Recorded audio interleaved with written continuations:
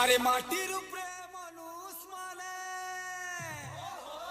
প্রেম বন্ধন দিয়ে সন বাঁধি পানির ভিতরে